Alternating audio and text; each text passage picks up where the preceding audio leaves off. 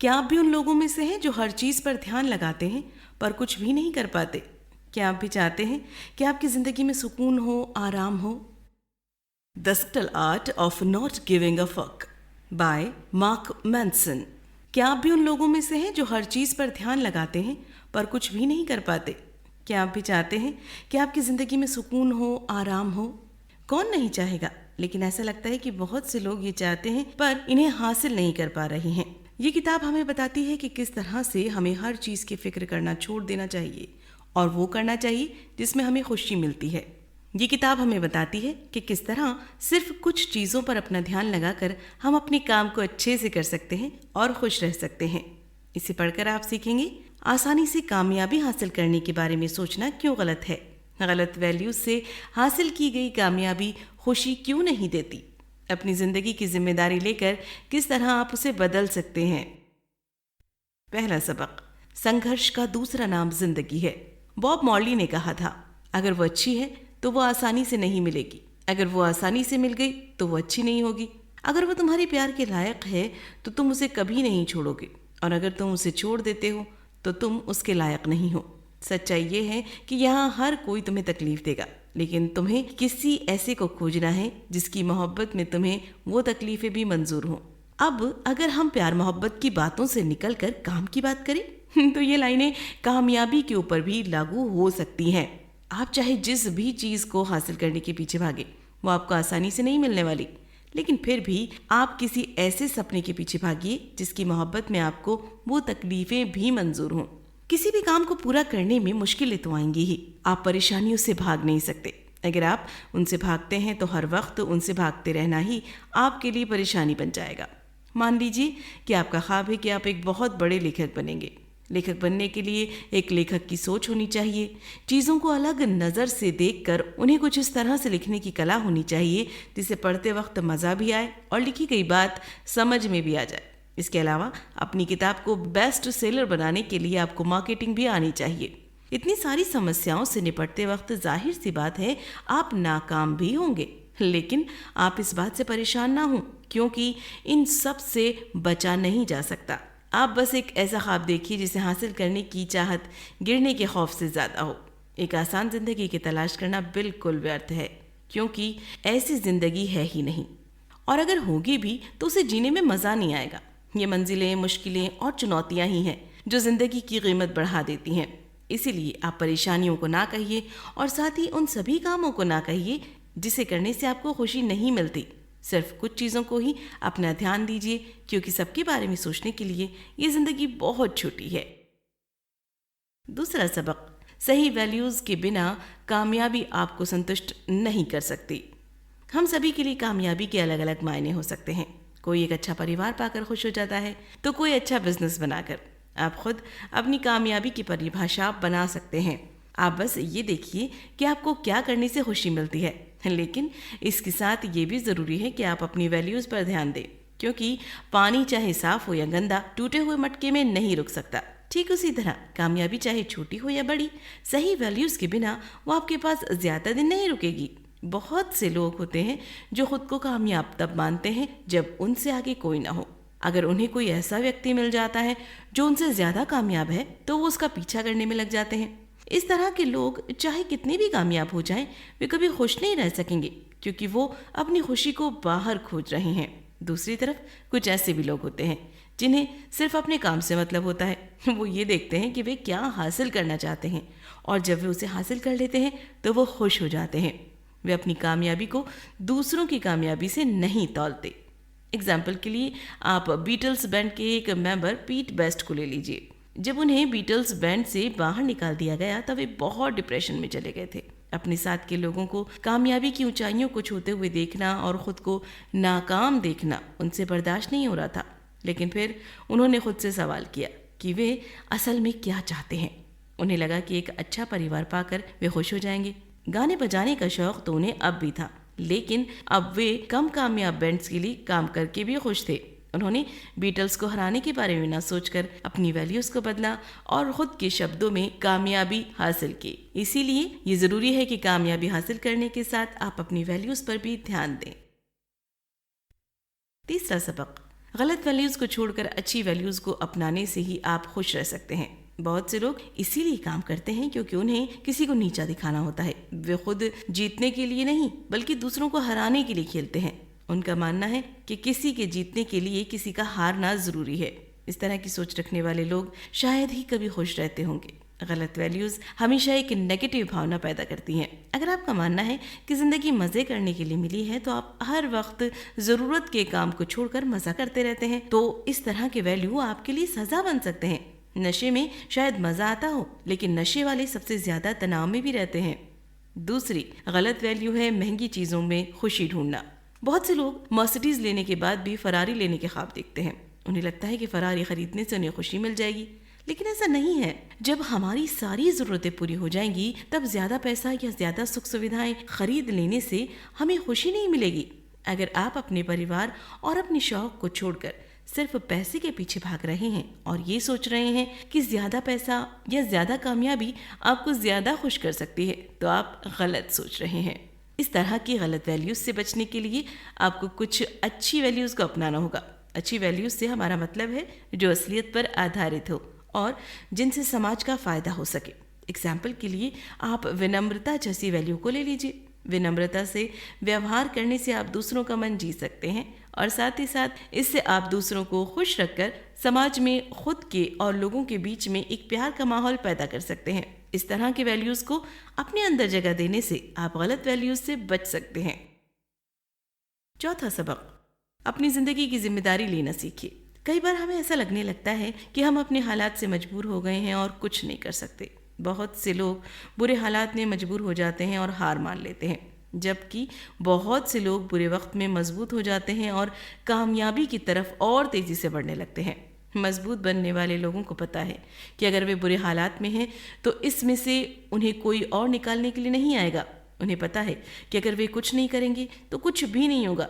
या तो वो जिंदगी भर उन हालात के गुलाम बनकर रह सकते हैं या फिर अपनी हदों को बढ़ाकर उस हालत से निकलकर खुद को कामयाब बना सकते हैं। उन्हें दूसरा ऑप्शन ज्यादा अच्छा लगता है, इसीलिए जिम्मेदारी लेते हैं कि वे अपने बुरे वक्त को अच्छे वक्त में बदल के रहेंगे। इस तरह से वे उसमें से निकलने में कामयाब होते हैं। जब हमसे कोई काम जबरदस्ती कराया जाए तो ना तो हम उस काम को अच्छे से कर पाते हैं और ना ही उसे करते वक्त खुश रह पाते हैं। जब बुरे वक्त में मजबूरियां आपसे काम कराएंगी तो आप अपना काम अच्छे से नहीं कर पाएंगे। लेकिन अगर आप ये ना सोचें कि ये सब काम आपको मजबूरी में करना पड़ रहा है, अगर आप ये सोचें कि आप ये काम खुद की जिम्मेदारी की वजह से कर रहे हैं, वो काम आपको बोझ नहीं लगेगा। ये सोचना बंद कीजिए कि जिंदगी ने आपको गुलाम बना लिया है। इतिहास में बहुत से ऐसे लोग मिलेंगे आपको जिनके साथ इस जिंदगी ने बिल्कुल अच्छा नहीं किया, लेकिन फिर भी उन्होंने बड़ी बड़ी कामयाबी हासिल की। एग्जाम्पल के लिए आप हेलन केलर को ले लीजिए। हेलन केलर को बहुत छोटी उम्र में बीमारी हुई जिसने उनसे उनकी देखने और सुनने की क्षमता छीन ली थी। 7 साल की उम्र में उन्होंने पहला शब्द बोला। इस बात पर उन्होंने अपने लिखने और बोलने की क्षमता को टीचर की मदद से सुधारा और एक स्कॉलर बनी। उनकी आत्मकथा का नाम the story of my life है। इसके अलावा बहुत से लोग जिन्होंने आपसे ज्यादा बुरा वक्त देखा है, लेकिन उस बुरे वक्त ने उन्हें पहले से ज्यादा मजबूत बनाया, ना कि उन्हें मजबूर किया। अमेरिका के प्रेसिडेंट जॉन कैनेडी अपनी कुर्सी से खड़े नहीं हो पाते थे, लेकिन अपने खराब पैरों को उन्होंने अपनी कामयाबी के आड़े नहीं आने दिया। आपको किसी तरह की परेशानी है जिसकी वजह से आप अपना काम अच्छे से नहीं कर पा रहे हैं, तो खुद से सवाल कीजिए कि क्या आप इस तरह की जिंदगी बिताना चाहेंगे या कुछ बेहतर करना चाहेंगे। अगर आप खुद की जिम्मेदारी नहीं लेंगे तो कभी कामयाब नहीं हो सकते। इसीलिए खुद को मजबूर नहीं, मजबूत बनाइए। 5वां सबक, हमारी पहचान से हमें बहुत लगाव होता है, लेकिन ये लगाव हमारी तकलीफ की वजह भी है। मान लीजिए कि आप एक कंपनी के लिए सीनियर मैनेजर की तरह काम कर रहे हैं। आपको आपके जूनियर से इज्जत मिलती है, एक अच्छी सैलरी मिलती है और साथ ही साथ वो सब मिलता है जिनकी आप ख्वाहिश करते हैं।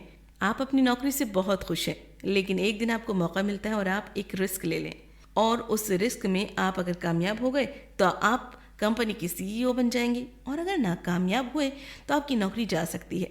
क्या आप ये रिस्क लेने के लिए तैयार हो जाएंगे?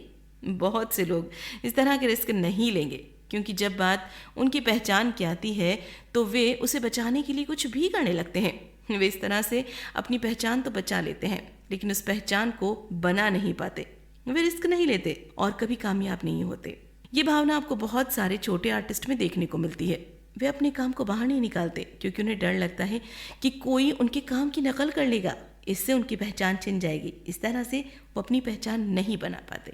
लेखक इस तरह के बर्ताव को मेसन्स लॉ ऑफ अवॉइडनेस कहते हैं। अगर उनके अंदर ये भावना है तो आप इसे बौद्ध धर्म की मदद से अपने अंदर से निकाल सकते हैं। बौद्ध धर्म की माने तो ये पहचान जिसे बचाने या बनाने के लिए लोग इतने परेशान रहते हैं, वो सिर्फ एक भ्रम है। हम उस पहचान को खुद से इस तरह से लगा कर बैठ जाते हैं कि समय के साथ वो हम पर राज करने लगती है। अमीर, गरीब, खुश, उदास या इस तरह का कोई भी शब्द सिर्फ एक भ्रम है जिसे हम हकीकत मान बैठे हैं। अगर आप खुश रहना चाहते हैं तो आपको खुद को इस भ्रम से आज़ाद करना होगा। आप वो कीजिए जिससे आपको खुशी मिलती हो। अगर आप अपनी पहचान बनाने के लिए काम कर रहे हैं या कोई काम करने से पहले अपनी पोजीशन के बारे में सोचते हैं तो जाहिर सी बात है आप खुद को वो करने से रोक रहे हैं जिससे आपको खुशी मिलती है। छठा सबक, अपनी गलतियों को मान लेने से आप खुद में अच्छे बदलाव ला सकते हैं। बहुत से लोगों को लगता है कि उन्हें सब कुछ पता है। बहुत से लोग कभी अपनी गलती नहीं मानते। वे ना तो किसी की बात सुनते हैं और ना ही आगे बढ़ते हैं। उन्हें लगता है कि वो जो कर रहे हैं वो सही है। इस तरह का व्यवहार हम सभी में कहीं ना कहीं मौजूद है। बहुत बार हम किसी चीज़ के लिए अच्छी या बुरी भावना को अपने अंदर कुछ इस तरह से बसा लेते हैं कि बाद में उनसे छुटकारा नहीं पा पाते। अगर हम उन्हें समझाने की कोशिश करें तो वो बात नहीं मानेंगे। आप शायद अपनी सोसाइटी के किसी एक व्यक्ति से नफरत करते होंगे। आपको पता नहीं होगा कि आखिर उस व्यक्ति में ऐसी क्या बात है कि आप उससे नहीं पसंद करते, लेकिन जब वो व्यक्ति आपके सामने आता होगा तब आप अचानक से उसे देखकर चिढ़ जाते होंगे। आपको पता है कि आपको उससे नफरत नहीं करनी चाहिए, लेकिन फिर भी आप खुद को रोक नहीं पाते होंगे। इसी तरह कंपनी के मालिक कभी कभी खास प्रोडक्ट से लगाव कर जाते हैं और उसे समय के साथ नहीं बदलते। कोडेक को मार्केट से ये खबर बार बार मिल रही थी कि लोग रील वाले कैमरे को छोड़कर डिजिटल कैमरे की तरफ जा रहे हैं, लेकिन उन्होंने फिर भी अपनी गलती को नहीं माना और इसका नतीजा ये हुआ कि वो कंपनी बैंकरप्ट हो गई। इस तरह की गलतियों पर पर्दा डालना एक बहुत गलत बात है। इससे ना तो आपको पता चलता है कि आप किस वजह से बार बार नाकाम हो रहे हैं और ना ही आप खुद को समय के साथ बेहतर बना पाते हैं। इसीलिए बेहतर यही है कि आप बार बार खुद से ये सवाल करें कि कहीं आप कुछ गलत तो नहीं कर रहे हैं। इस तरह अपने काम करने के तरीके पर बार बार सवाल करके आप ये देख सकते हैं कि आप जो कर रहे हैं वो वाकई सही है या नहीं। बहुत बार हम अपनी कमियों को छुपाने के लिए गलत विश्वास अपने अंदर पाल लेते हैं। हम ये नहीं मानना चाहते कि हमारे अंदर कुछ कमी है। जिस व्यक्ति से आप बेवजह नफरत करते हैं शायद वो आपसे ज़्यादा कामयाब हो, या शायद उसके पास वो हो जो आप पहले से हासिल करना चाहते हैं। आप उस तरह कामयाब नहीं हो पा रहे हैं, इसीलिए वो व्यक्ति आपको अच्छा नहीं लगता। अपनी कमियों को पहचान कर और अपनी गलतियों को मानकर हम खुद को बेहतर बना सकते हैं। सातवां सबक, किसी से ज़्यादा प्यार करना नुकसानदायक हो सकता है। हर कोई चाहता है कि उसे फिल्मों में दिखाया जाने वाला सच्चा प्यार मिले, लेकिन किसी से ज़्यादा प्यार करना असल ज़िंदगी में नुकसानदायक भी हो सकता है। आइए देखें कैसे। बहुत से लोग अपने पार्टनर को अपनी ज़िंदगी की परेशानियों से बचने का जरिया बना लेते हैं। वो जब भी किसी बात से परेशान होते हैं तो भागकर अपने पार्टनर के पास चले जाते हैं। उन्हें अपने पार्टनर की ज़रूरत तभी पड़ती है जब वो उदास होते हैं। वे एक दूसरे को पेन किलर की तरह इस्तेमाल करते हैं। इस तरह के रिश्ते कुछ समय के लिए फ़ायदेमंद हो सकते हैं, लेकिन समय के साथ ये नुकसानदायक साबित हो सकते हैं। ये प्यार एक नशे की तरह होता है जो अगर समय समय पर ना मिले तो एक पागलपन पैदा करने लगता है, जो कि अच्छी बात नहीं है।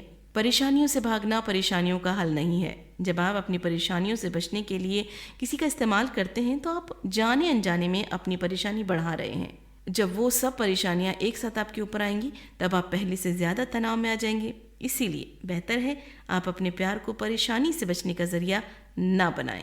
आपने बचपन में लैला मजनू, हीर रांझा या रोमियो जूलियट की कहानी तो सुनी होंगी। इन सभी कहानियों का अंत अच्छा नहीं था। कोई भी चीज़ जब हद से बढ़ जाए तो नुकसान की वजह बनने लगती है। इसीलिए ज़रूरी यह है कि आप अपने प्यार को काबू करना सीखें। लेकिन एक अच्छे रिश्ते के लिए प्यार का होना ज़रूरी तो है। हमारे समाज में इस तरह के रिश्ते को ही आदर्श माना जाता है। तो क्या हमें प्यार करने का ख्याल ही छोड़ देना चाहिए? नहीं। प्यार में जब आप अपनी समस्याओं से भागने के लिए अपने पार्टनर का सहारा लेना बंद करके अपने पार्टनर की समस्याओं को सुलझाने की कोशिश करते हैं, तब आप उस रिश्ते को फ़ायदेमंद बना सकते हैं। एक रिश्ते में दोनों लोग एक दूसरे की समस्याओं को सुलझाने की कोशिश करते हैं, तब वो रिश्ता फ़ायदेमंद बन जाता है। सिर्फ अपनी समस्याओं या अपनी भावनाओं की बात करना बंद करके आप अपने पार्टनर की परेशानियों और जज्बों के बारे में सोचिए। इस तरह से आप अपने रिश्ते को पहले से ज़्यादा मजबूत बना सकते हैं। 8वां सबक, मौत का खौफ कभी कभी हमसे वो काम करवा देता है जिसे करने से हमें खुशी नहीं मिलती।